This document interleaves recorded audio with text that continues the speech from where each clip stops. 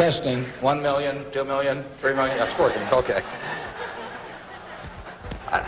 I'd like to talk to you about your financial future, and I hope those figures become applicable to all of you as we go along. And I'd like to start by posing a problem for you. And incidentally, I'm just going to talk for a couple minutes, and we'll do Q&A, because what we want to do is talk about what's on your mind. But I'd like you to think about this for just a second.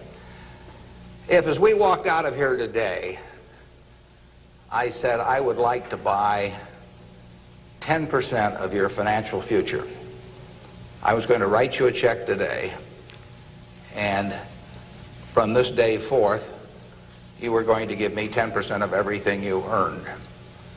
How much would you want to charge me for that? I'm going to buy 1/10 of you.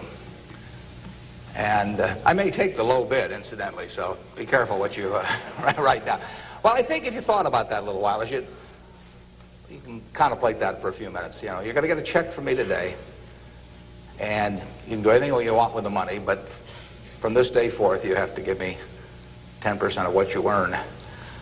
I think it would be very foolish of you, any of you, if you asked for less than, say, $50,000. Now, it's going to be a few years before you're out earning money, and so I've got a few years of dead money there. But then I would start getting this royalty on you as you went along. So I really think that if you thought about it, most of you would want a fair amount more than that, and I think you'd be right. Fortunately, I didn't make this deal with anybody when I started out, so nobody's got a 10% royalty on me. But I think that $50,000 would sort of be the absolute minimum. And if you think about that, that means that right today, you are worth $500,000, because if 10% of you is worth $50,000 in cash today, your potential is worth a minimum on a 100% basis of $500,000. That is the big financial asset you've got. It's way more important what you do with that $500,000 asset that you own today than whether you decide to buy stocks or bonds, or whether you put your money in a mutual fund or pick your own stocks or anything of that sort. The biggest financial asset that you have going for you by miles is the value of your own earning power over the years. So that's really what you should focus on. If you're focusing on your financial future, that means you should focus on you. Because whether your 10% is worth $50,000 or $100,000 or $300,000, which would be $500,000 or $1 million or $3 million for all of you, whether it turns out to be one or the other is really dependent in a very large part on what you do in the next few years. All of you in this room have the brains to do extremely well in life. You've all got the energy to do extremely well in life, and then the question is, how do you apply it? If you've got a 200 horsepower motor, do you get 200 horsepower out of it? Do you get your full potential, or do you get 100 horsepower or 50 horsepower? Now, there's two things that can hold you back in getting the full horsepower out of your engine, whatever it may be. All of you have big enough engines. And one of those is a lack of education, but that probably isn't going to happen to very many people in this room. If you did have a lack of education, if you didn't have a chance to get a decent education in life, it wouldn't make any difference what that potential was, because you'd never unlock it. But the second most important thing, and equally as important, is in terms of the habits that you develop, in terms of what you do with yourself. When we hire people, we look for three qualities. We look for integrity, we look for intelligence, and we look for energy. But if they don't have the first one, integrity, the other two will kill you. Because if you're hiring somebody without integrity, you really want them to be dumb and lazy, don't you? I mean, last thing in the world you want for them is to be smart and energetic. So smart and energetic only goes with integrity. But the nice thing about, you make your own decision on that. You can't change your IQ or how far you can throw a football or how high you can jump or the color of your hair very easily. But you can elect to have integrity that matches anybody else's. And if you match that with intelligence, which you have, and energy, which you have, you will get an extraordinary result, and you'd be very foolish to sell me 10% of yourself for $50,000. On the other hand, if you don't match it with that, your potential will, in a significant part, go unused. And I'll give you a little simple tests to apply in terms of thinking about the kind of habits you want to develop. Because you can have any habits you want to be. You can be lazy, you can be prompt, you can be late, you can be honest, you can cut corners. I mean, you have all these choices. And those are choices for you to make. Nobody else is going to make them for you. And I would suggest that you play this little game with me, too. Think about the person you would most like to be in life. So maybe it's one of your contemporaries, maybe it's somebody a little older, but pick out the person you admire the most, the person that you'd change places with if you could. And then write down why you admire them. Just put it on a piece of paper. And then figure out the person that you would least like to change places with you. Who really turns you off? Who do you find repulsive? And list the reasons why that person turns you off so much. And put those down on the other side of the paper. And then look at that list. And you'll find that everything on the left-hand side, what you admire in other people, the qualities they bring to life, cheerfulness, generosity, all kinds of things, you'll find those are things you can do yourself. It's very simple. You got to apply yourself, but the habits you form in doing that early on will carry you through life. And on the other hand, you'll find that the things that make people repulsive, selfishness, obnoxiousness, all these things, egotism, are things that no one has to have. If you find those in yourself, you can get rid of them as long as you get rid of them early. So all I suggest is that you write down a list of what you admire, what you find contemptible, and decide that the ones on the admired side are ones you're going to acquire for yourself. And if you do that when you're young, it'll carry you through the rest of your life. This doesn't work if you do it when you're 50 or 60. By then the habits are too well formed. But if you do it early, behavior becomes a habit. So if you do that, 2 or 3 years from now, if you go through the same exercise, you'll find out that the person you admire the most is yourself. That can be a little dangerous under some circumstances, but it's not a bad thing. I mean, you want to be somebody you like, and you don't want to be somebody that you dislike. And form those habits early.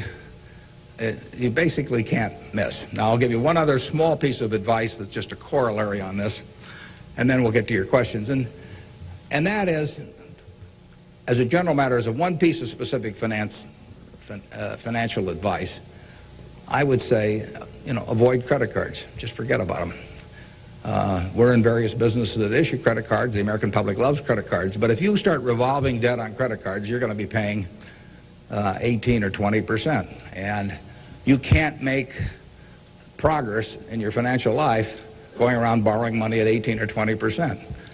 You can make a lot of money by lending it out at 18 or 20% over time. If you can find anybody that's good that will borrow from you. But you don't want to be on the side of the equation that's always behind in life. I was lucky. I'd saved about $10,000 by the time I got out of school. That $10,000 was really worth millions I might have earned later on, because after you get a family and everything, the expenses roll in. But those were my tools to work with, but it was only because I was ahead of the game. If you're behind the game by $10,000 at some point and paying 18 or 20% interest on it, you will never, you'll never get out of it. So the trick, I've got a partner that says, all I want to know is where I'm going to die, so I'll never go there. And that's true in financial matters as well. You want to figure out where you don't want to be ahead of time and avoid that. And I get about a dozen letters a day from people who are having terrible problems. And there are two reasons why they have terrible problems. One is a number of them have had health problems of some sort. I mean, they have really been hit by or somebody in their family has been hit by some kind of catastrophic illness. And that is it's a terrible thing to happen to any family. And they run up bills they can't pay, and really only society can solve that one in terms of protecting people against that. That's just plain bad luck. But the other one is from people who run up credit card debt, and they're facing bankruptcy, or they've been through bankruptcy once before, and they owe a whole bunch of money, and they can't even pay the interest, let alone pay any principal. And half of my letters come from people like that, and that problem is avoidable. Catastrophic illness is not, but credit card debt is something you bring on yourself, and it's way better, it's way easier to stay out of trouble than to get out of trouble financially. And I will guarantee you, if you run up big credit card debts, you will be in trouble probably the rest of your life in terms of your financial situation. On the other hand, if you get ahead of the game, even it's on a very modest scale, so that money is coming in from investing, and people owe you money or equities owe you ownership, you'll be way ahead of the game compared to paying it, always paying your creditors every month. So my advice to you is, if you can't pay for it, don't buy it, and get yourself in a position where you can pay for anything, and then we'll be glad to see you at Borsheim's or the Nebraska Furniture Mart. Now let's have some questions. Do we have a mic out there that people can either go to or that travels around? And I can't necessarily see too well from we're going to have one mic on each side, so just raise your hand and wait for us to come to you. Okay, we have somebody up front who would like a mic. Anything that's on your mind, ask about. Don't be bashful. Yeah, how would you advise people who aren't necessarily going into a career field in which you would make a large base salary, such as like medicine or something like that, maybe performing arts or music? How would you advise us to keep up financially with the rest of the world? Well, it is true that a market system does not pay as well in some activities as might seem appropriate for the importance of those activities to society. Just take teaching, for example. I mean, teaching does not pay well. And what could be more important? I mean, you've got to be as interested in who the teachers of your children are as who your accountant is, or whatever, or who's winning the heavyweight title of the world, or that sort of thing. But it doesn't pay well, and it's a fundamental choice whether you're going to go into something. For many people, it'd be a fundamental choice whether you're going to go into something you love or something to try and make a lot of money. I think that generally it pays to go with what you love.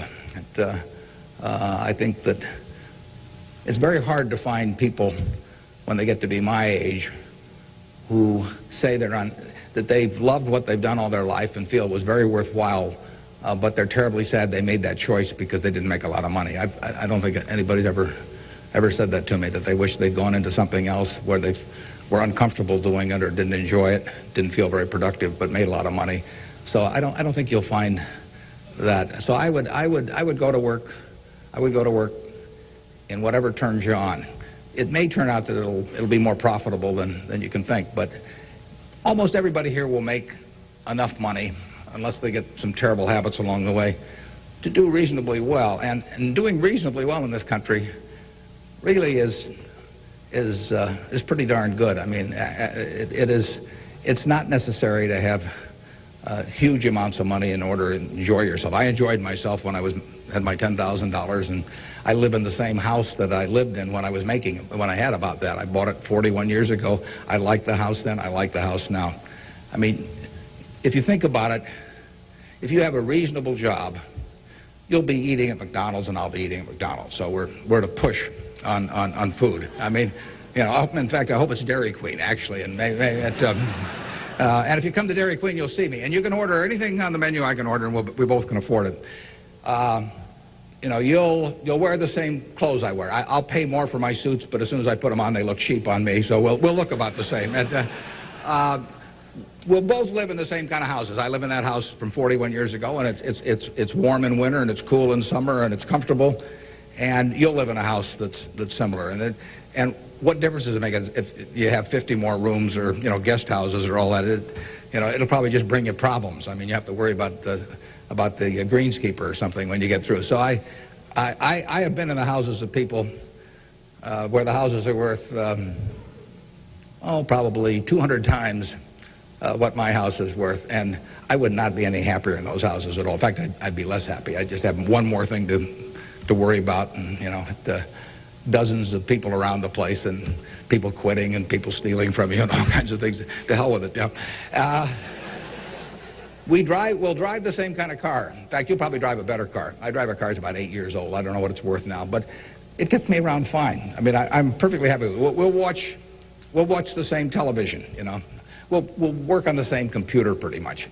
The only difference will be how we travel long distances. You know, I will fly in a plane that's more comfortable than flying Southwest Airlines or something, which I've got nothing against. But that's the one real big difference. And other than that, I do what I like every day. I hope you'll do what you like every day to do. And I work with nice people. I hope you work with nice people. And there's 24 hours in the day, and those are where the hours go. So great wealth is the tiniest bit different in a real sense than having just a decent income. And to trade a decent income and something you love doing and something where you feel worthwhile doing it for huge wealth where you trade off a lot of your principles would be a terrible mistake.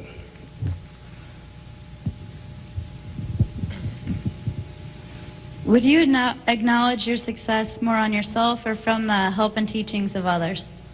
Well, I was very lucky in life. If you tell me who your heroes are, I will make a pretty good prediction about what you're going to do. And I had the right heroes. I was very lucky in life, and my heroes never let me down. And started with my dad, and then I had others in business, and so I have had great teachers. Some formal teachers, some that were just informal teachers by instinct or example. And if I hadn't had those, you know, my life, I'm sure, would have been very different. If I'd been born anyplace else. When I was born in 1930, and at the time, 1 out of 50 births in the world were in the United States. So I came in against 50 to 1 odds against being born in the United States. I would have been a disaster, you know, if I'd been born in Afghanistan or Peru or someplace. I mean, I was extraordinary. I won the lottery the day I was born, you know, by being born in this country. So have you. I mean, the odds were probably 40 to 1 against you being born in this country, and they were 5 times more likely to have been born in China, or 6 times, and 4 or 5 times more likely to have been born in India or some other place where it would not have been as easy to exploit the full potential of your talent. So we've all won the lottery in that respect, and that's just plain luck. I mean, and I was lucky to be born at this time. I mean, capital allocation is something that pays off extremely well in this society now, but it doesn't pay off in other societies, and it didn't pay off, you know, many years ago. My friend Bill Gates says that if I was been born a few thousand years ago, I'd have been some animal's lunch. You know, I can't run very fast, and I can't climb trees, and you know, I just happen. Those are talents.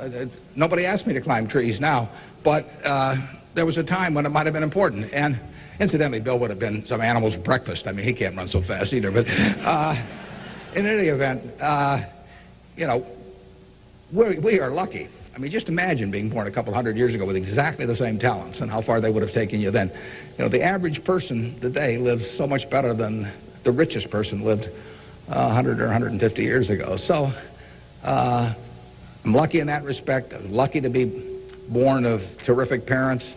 I was lucky to be raised in Omaha in a great public school system. I got a start here in the first 8 grades that gave me a foundation that later, when I went off the track a few times, carried me through, because I had a terrific grade school education right here in Omaha at Rose Hill. And one of the reasons I had it, incidentally, is kind of unfortunate, but I had that great education in part because women were being enormously discriminated against. And so a woman at that time could be a teacher, she could be a secretary, she could be a nurse, you know, and that was about it. So you had half the talent pool in the United States limited to just a few jobs. So you had an abundance of talent in those activities like nursing or teaching, because that talent with males was spread across every form of work activity there was, but with women it was concentrated in a few areas, and that benefited me. It's kind of sad because it didn't benefit those teachers, but I was very lucky,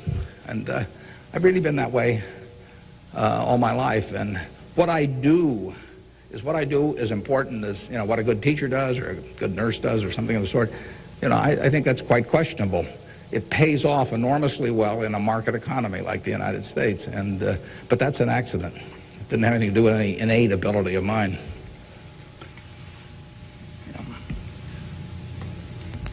My name is Marina Tsed, and I attend Omaha Central High School. Good for you. Fine institution. Now, Mr. Buffett, technology has been a great factor in stimulating the world economy. What are your predictions for the future of the technology industry, and what is its future role in world economy and the United States economy? Yeah, well, there's no question it's turning the world upside down. It's done it somewhat already, but it will, it's just beginning, but it's moving very fast. I met Gates on July 15th, 1991. I was out there for a 4th of July celebration with a friend and who subsequently died, Meg Greenfield of the Washington Post, and she took us down to visit the Gates family. And he tried to educate me about high tech. And he'd had better luck with chimpanzees. I mean, I was really a disaster. But he's a good teacher. But one thing he told me was that at the time, he said, you've got this model in your head of the world, and your model has time and distance as very limiting factors. And he said, they aren't limiting factors anymore. He said, the cost of talking to somebody around the world or getting your message in front of somebody or publishing, he said, it's going to be zero, or so close to zero it doesn't make any difference. And, that was revolutionary. But it's happening already in a very, very big way. And it's just, 8 years later, and it's exploding. So high-tech information technology, whatever you want to call it, is changing the world, and it's going to change it in a very, very big way. And it'll change, that's one of the things I think about in businesses we buy. We announced the purchase yesterday of a furniture retailer in Boston, in the Boston area. And, I think to myself, what effect does this new world have in terms of the internet on furniture retailing? You have to think about questions like that. The changes will be huge. I played bridge yesterday with people all over the country, but I played it with people all over the world. I just sit down on my computer, and I've got some popcorn there, and I'm in khakis and a sweater, and I can have a bridge game in 30 seconds with people all over the world, and no cost to it, basically. That's a lot different than trying to arrange a game with 4 people in Omaha, on a day when one guy wants to play golf and another wants to watch baseball. And it changes things in a huge way. We are very fortunate. It's in the degree to which the United States leads the world in this area. We have a lead. It's hard to think of who's in second place. And 15 or so years ago, this country had an inferiority complex. It'd be hard for you to remember because you weren't old enough to be around then, but in the early 80s, we were wondering whether the Germans and the Japanese were going to own everything, and that they were going to make all the steel, and they were going to make all the cars and everything else, and the television sets, and we were going to flip hamburgers. That was the standard line. And just imagine in a short period like 15 years how that's changed around. In an important way, that's changed because of this information a revolution, where we, like I said, I don't know who you would name as being in second place in the world, but here's the most important industry in the world, and the United States has this incredible position, and we're moving all the time with that position. So I think that argues for it argues for a terrific future for the world over time, and I think it argues even more for a terrific future for this country. What are the best ways for youth to get started now in securing their financial future? For what to secure their financial future? For youth. Youth? Oh, well, it's not very complicated. It goes back to getting full use out of your own talents first. The difference between whether you're going to be earning X or 2X or 3X a year 20 years from now is going to be a function of how well, not how much talent you have, but how well you use the talents you already have. And so that is your best financial future is your own ability and your a capacity to use those abilities to their potential. And that can't be taken away from you. They can't even tax it. Most things, if you own a piece of real estate, if they double the taxes, they double the taxes, and that changes your ownership in the property, because now, in effect, the taxing authorities own more of it because they've got a greater command on the revenue stream. The same thing about almost any asset you have. But they don't tax what's in your head, and they don't tax your ability to start performing when you get to work in the morning and finish in the evening to your potential. One of the things that amazes me is how people who really do perform well just sort of jump out at you once you're running a business. When I got out of school, I thought, everybody would behave that way, but they don't. Most people sort of go through life in a sleepwalk, and if you don't, you will stand out. So the biggest thing for your financial future is yourself. Now, beyond that, it is always being ahead of the game rather than getting behind the game. It's saving a little, no matter how you do it. I mean, I delivered papers, I worked at Penny's, I sold golf balls, I had a pinball machine around. I did a lot of things that enabled me to accumulate about $10,000 by the time I got out of school. 10,000 doesn't go as far now as it did then, but having anything so that you're ahead of the game and not getting behind the game is enormously important. I mean, just, if you're going to run a 100-yard dash against a bunch of people in life, if you can figure it out so that when the gun goes off, you're 10 or 15 yards ahead instead of 10 or 15 yards behind, it's going to make an enormous difference in how that race comes out. So having some net resources doesn't make much difference whether they're in stocks or bonds, in my view, but and not having debt when that gun goes off when you get out of school is a huge plus over being behind the game. And it may come from delivering a paper out in the morning, it may come from part-time work someplace, but put aside a few dollars for yourself so that when the time comes and you enter the workforce, you're ahead of the game and not behind. And then once you get there, don't get behind by buying a whole lot of things that you figure you're going to pay for someday while you're paying 20% interest in between. Students, if you could please say your name and school when you ask a question. Yeah, it's hard for me to see even where the microphone is, but I can.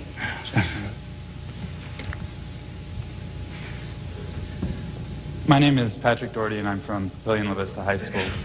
I was wondering, with the increasing costs of education today, what can students do to deal with their debts once they're out of college? Well, that's a tough one. I mean, I guess I'd pay it off as fast as I could, and I would incur as little debt as possible before that time came. And I would say this, in my experience in business, there is very little difference, if any, between a very high-priced business education and what's available for a lot less money. So I went to the University of Nebraska at Lincoln my last year in college. I went to Wharton for a couple of years before that. I learned just as much at the University of Nebraska as I did at Wharton. And it's nothing against Wharton. I mean, it's just we had a very good school here. I had some terrific professors at Lincoln. And so I would not assume that if I was paying a few $1,000s for an education here in the state, for example, versus paying huge amounts elsewhere, that it was going to make a lot of difference. A lot of the education, you need to be prodded in the right direction, but an awful lot of it is self-taught.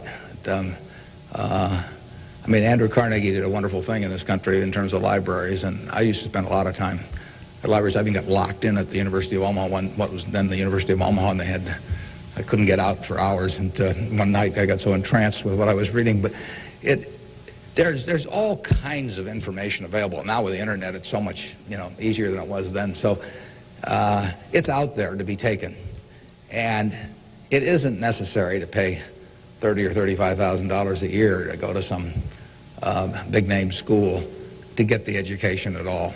I mean, if you're going to learn accounting, which is probably the most important course you'd take in business, if you're going to learn accounting, you can learn accounting absolutely as well, in my view, going to UNO as going to Harvard. I mean, I see, I'd bet on that. And so I wouldn't run up huge bills in terms of getting a business education. Now, if you're going to get a medical education, I mean, there's certain professions where there may not be any way around spending a fair amount of money and getting in debt to some degree.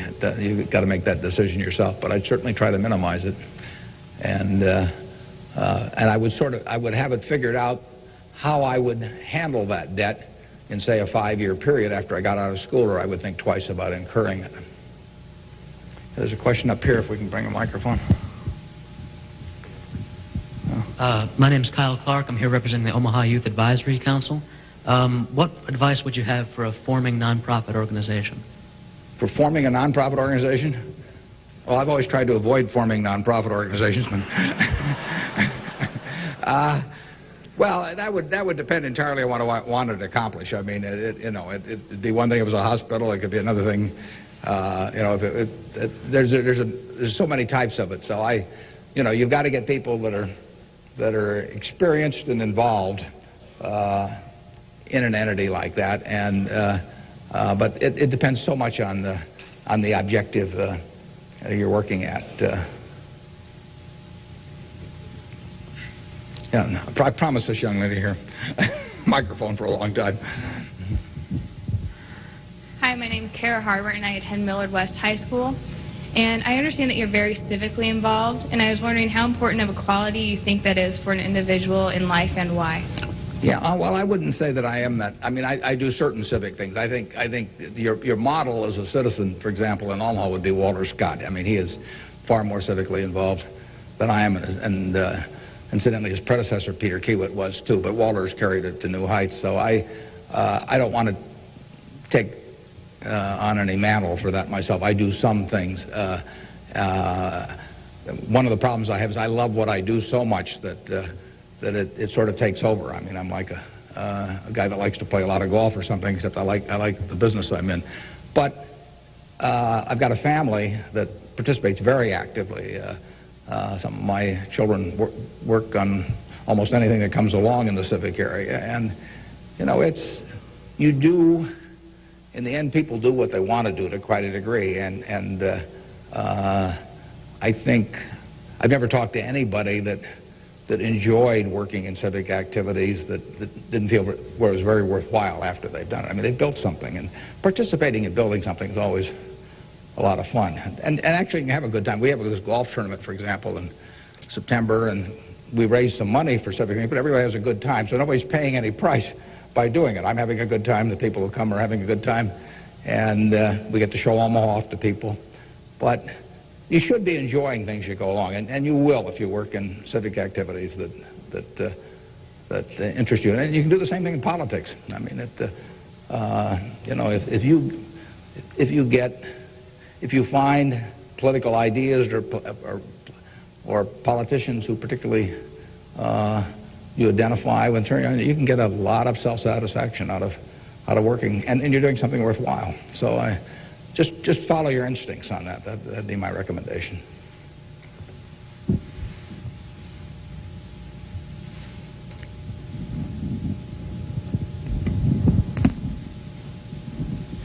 Hi, my name is Jeremy Graham from Millard South High School. We're probably the elite youth of today, and I have a question. What do you see as the biggest economic problem facing the youth of today going into the future?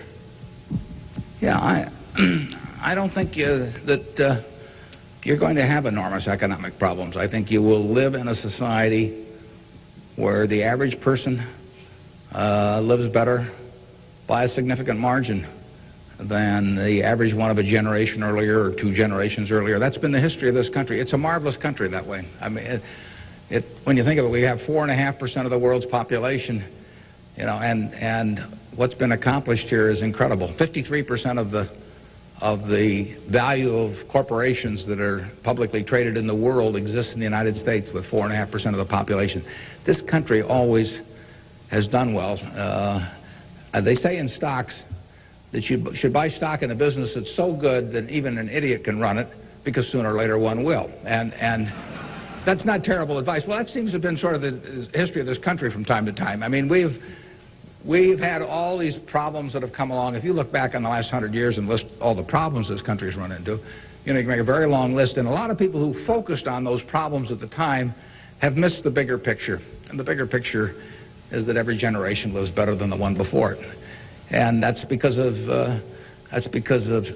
savings, because savings enable people to create new tools to do better things as they go along. And it's also due to an environment that lets people realize their potential to a greater degree than most other environments in the world. It's far from perfect. I mean, it's sad how far it is from perfect, but it is better than anything else around. I mean, in this country, you don't have some commissar or something running a big business in this country. You've got a guy like Jack Welch, and a fellow like Jack Welch makes a difference of night and day in terms of the productivity of that business over a period of decades. And productivity is what causes the standard of living to rise. So a system that throws up the Jack Welches of the world to run businesses is going to have an enormous advantage over a society that does it by heredity or that does it by government edict. And we're closer to that society that I've described than any other country, and it's led to great things, and it will continue to lead to great things. So I think you've got the best future. You don't face a war, and you've got a better future in terms of achieving material rewards than any generation in history. So I wish I could trade you places. I might get taken up on that by a few of you, though.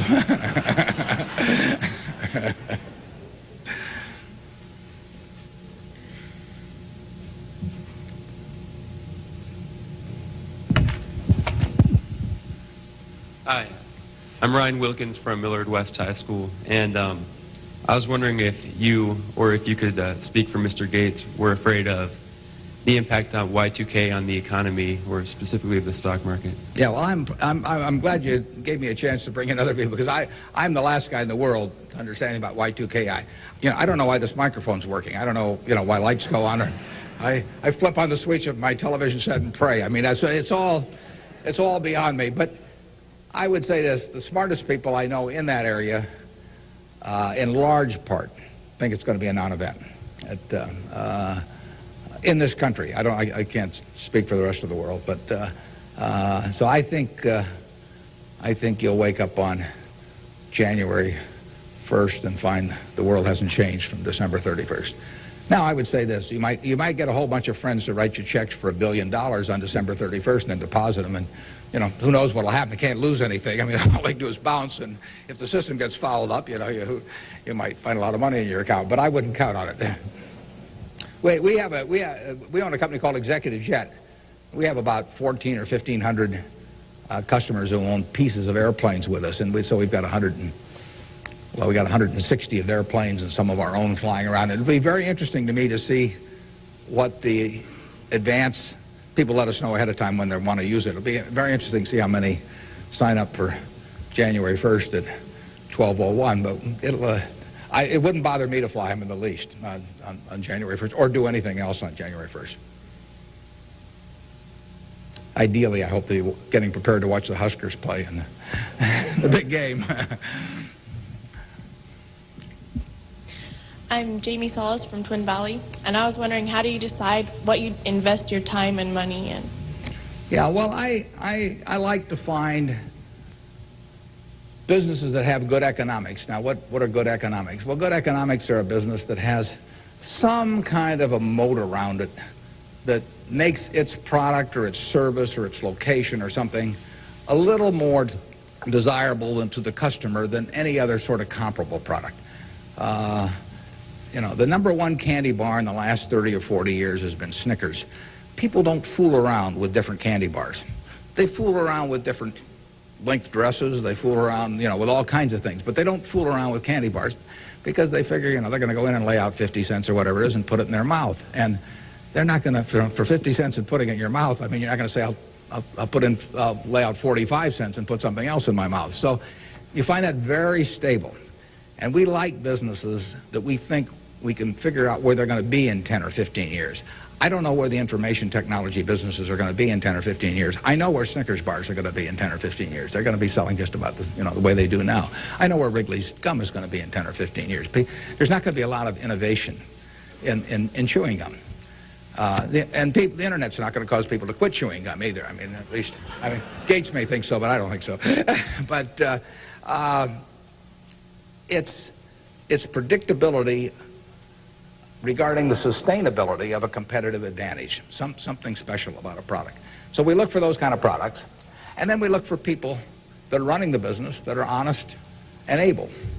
And, you know, it's easier to find people that are honest and able than it is to find businesses that are going to stay wonderful for a long period of time. There are a lot of businesses that looked like they were going to stay wonderful that really evaporated over time. But that's what we're looking for. And the nice thing about it is we don't have to find very many. If we find one a year, that's terrific. Because you don't need 100 or 1,000 great investment ideas to do well. You need a couple. And the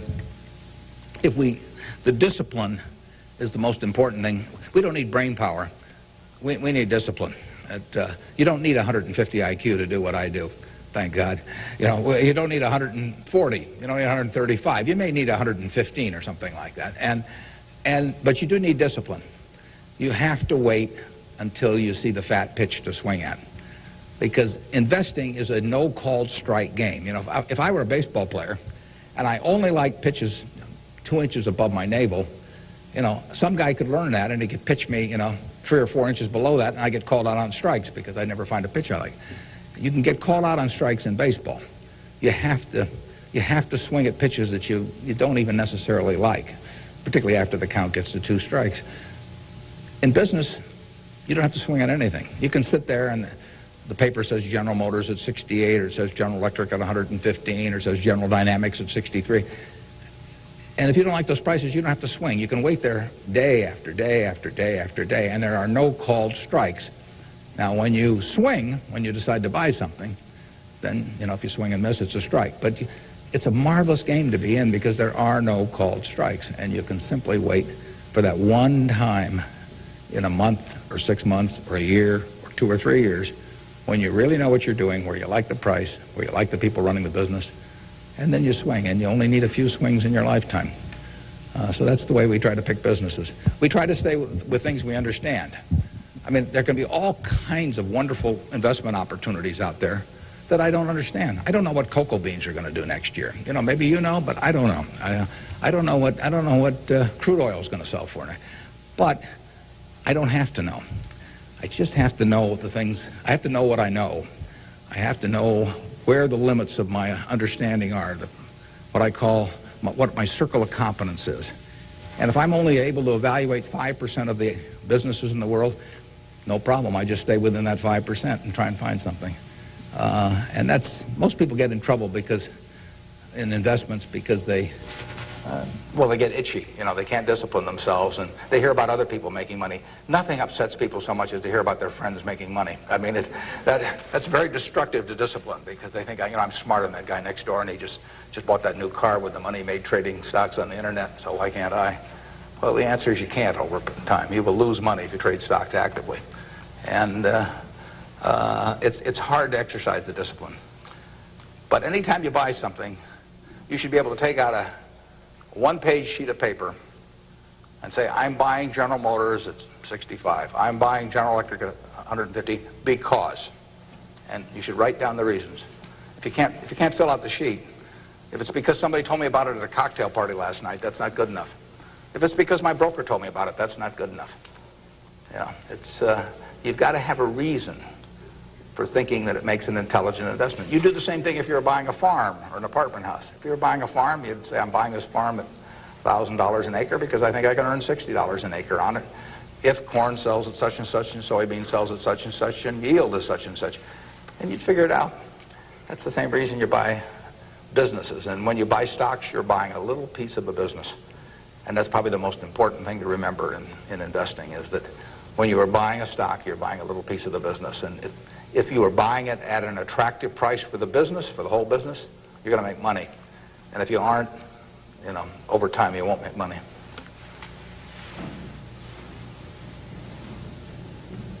Hi, my name is Cliff McAvoy from Elkhorn, Mount Michael. Reverend Jesse Jackson, talked to us earlier. He seemed to believe that the moral standards of today's society will eventually affect us in business. How do you feel this will affect us as youth growing up in the United States? He said the moral standards will affect us how? Like moral decay in society today. will affect us in business by how we feel and how we interact with other people? Well, I think very difficult to quantify moral standards over time. I mean, you know, you can pick out huge weaknesses at any given time in terms of how people or the country is behaving, and huge strengths. So I think it's enormously difficult to quantify. I think by and large we have made progress in what I would call institutionalized moral standards in this country. I mean, you know, in terms of slavery, in terms of the I mean, the women couldn't vote, you know, a century ago. They were, half the country were second-class citizens in that respect, in a very, and they had much lesser rights in terms of inheritance and all kinds of things. The income tax didn't exist 100 years ago. So the idea of taxing people according to how much that they benefited from society and their income didn't exist. So I think in terms of institutionalized moral standards, the country has made really quite significant progress in the last 100 years. I think, you know, there's an enormous distance to go. I think we're going in the right direction, maybe by fits and starts, but I think we're going in the right direction, and I think that you know, it will be a significant plus to everybody in this room if they live in a more moral society 40 years from now than a less moral. But I think the odds are that they will. I think the country moves in that direction. It's very difficult to do it, and all kinds of interests that work against it. But in the end, I think the American people want it. And you saw it in civil rights. I mean, it took television to dramatize what was going on, and people that weren't near it preferred not to think about it. But it got through to the conscience of the American people. And a lot of progress has been made there, and there's a lot left to be made, but it's better than it was. And the pace may seem very slow to those people involved, and I can understand that. The pace, you know, for women's suffrage, I mean, that went for decades and decades and decades. Women couldn't be on a jury. I was reading the trial of Clarence Darrow, which took place in California in about 10 or 11. You know, there were no women on the jury. The woman wasn't allowed to be on a jury. They weren't citizens in that sense. So it's the moral behavior of the country has, in my view, improved, but it, you know, and it'll continue to improve, and I hope you all in this room do your part to help it improve.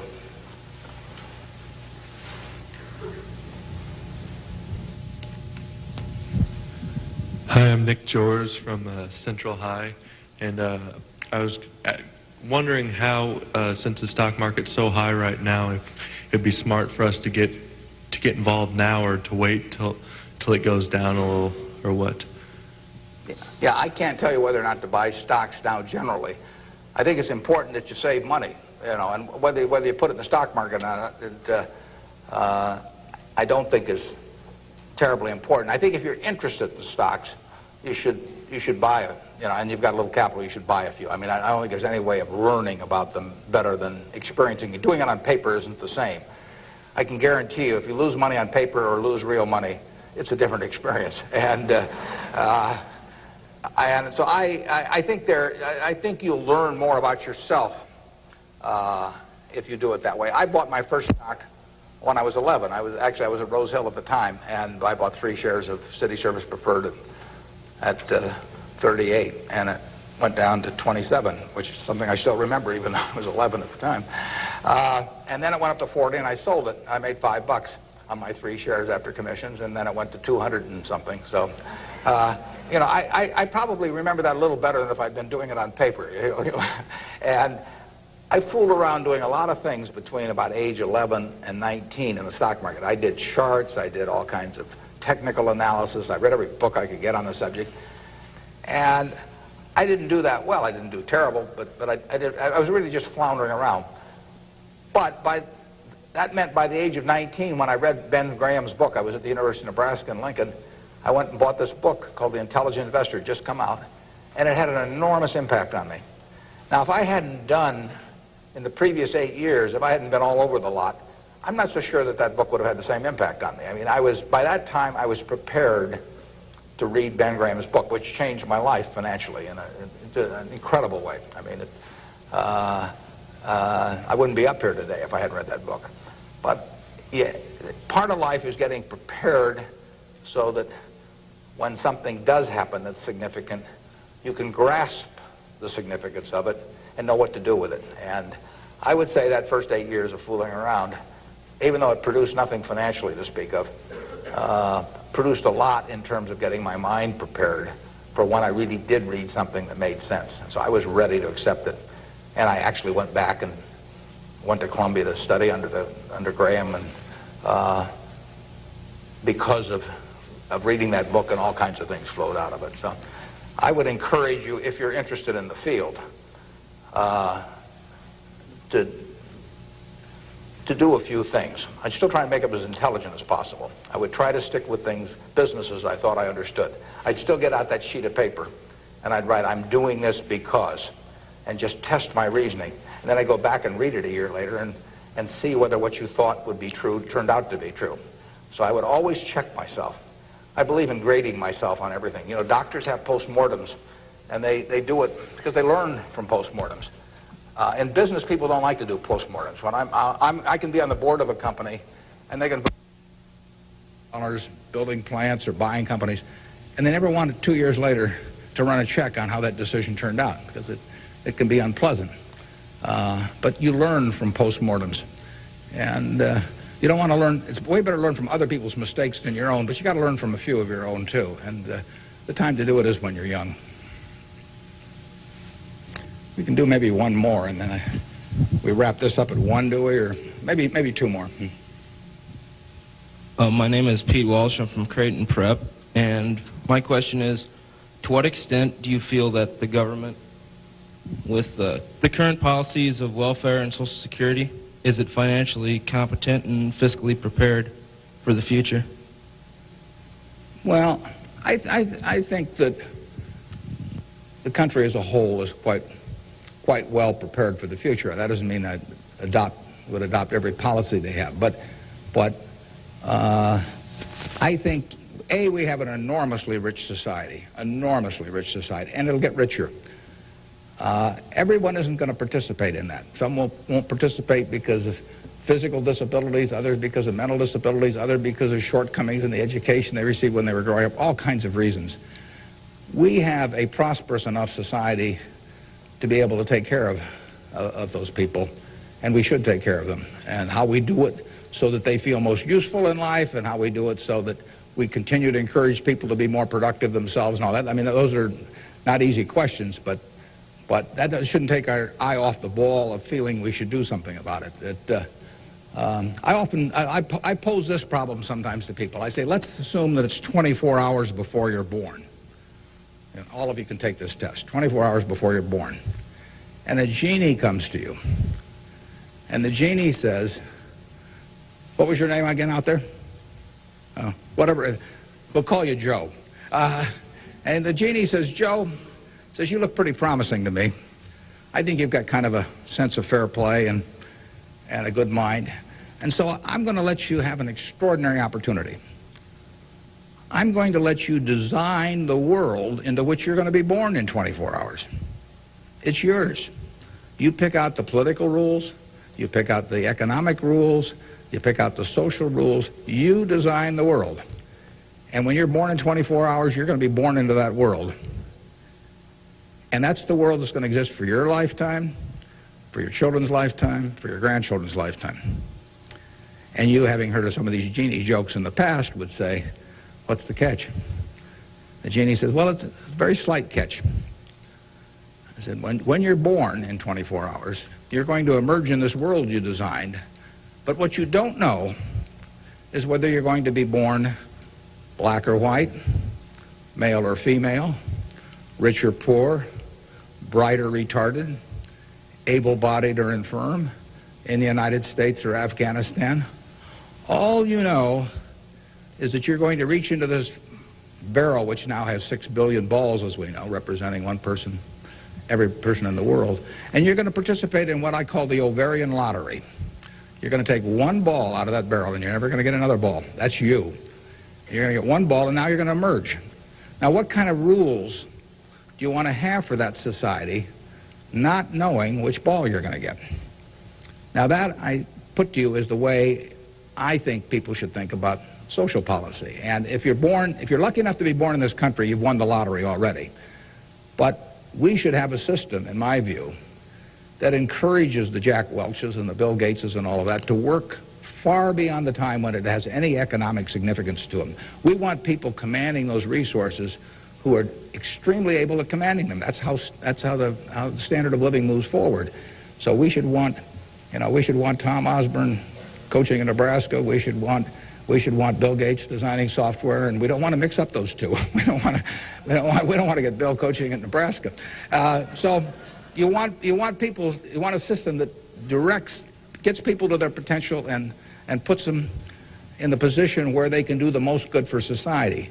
But you also want a system for the people who get the wrong ball. I mean, somebody's going to get the ball, that says 80 IQ. Somebody's going to get the ball that says this disease or that disease early in life that cripples them. And we've got a rich enough society that we can take care of those people. And I think that, to get back to your question, I think that this society will move more and more in that direction. It has the capability of moving more and more in that direction as our resources and our output increases. And I think that it has the will to do that in a general way, although, like I say, there have always been lots of fits and starts. So there is no shortage in the United States of resources. There's no shortage of output. You have to have a system that encourages people to behave to the limit of their abilities and puts them in the right place. But then you have to make sure that everybody gets taken care of, too. Now, we can do one more, and then we'll break. I'll let the fellow with the microphone, or woman here, make the decision. Hi, my name is Ben Gold. I go to Brown Talbot. And I wanted to know, how do you think the media affects the world economically today? Well, it's a small question. Well, what it obviously does, simply because it's moved so far technologically, is it's brought it together in a big way. I mean, I was over in China a few years ago, and I was right after the time of the women's conference in Beijing, and I was reading the Chinese coverage of that conference, and of course it had nothing to do with what was taking place, but the internet was coming in, and you can access the Washington Post or the New York Times or anything. I get the Washington Post at 9:30 here at night. In effect, I never could get it the next day through physical delivery, but by electronic delivery I can read it. Probably earlier than most of the people in Washington are reading it. So the ability to communicate and the degree to which the world can have awareness of what's going on every place in the world is just, it's been a quantum leap. And, that will have, there are a lot of things that come out of that. And net, they're a plus over time. But the ability of information to be available to everyone worldwide almost instantaneously, it can be huge advances in things like medicine, for example, just to pick one. So it's a net plus. It has a big effect, and the definition of media has now been expanded enormously. I mean, there were 3 television networks in the early 1960s, and that was it. There were 3 highways information traveled electronically, and if the 3 pieces of information were I Love Lucy, and something else and something else, those were the 3 choices of information or entertainment that you had for tens and tens of millions of people sitting there looking at a tube. Now it's unlimited, and that's only, 3 or so decades. So it's just exploded, and it'll continue to explode. And net, I think it's a plus.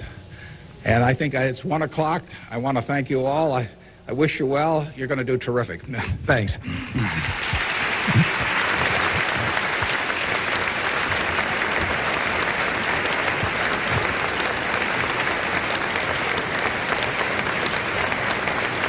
Thank you.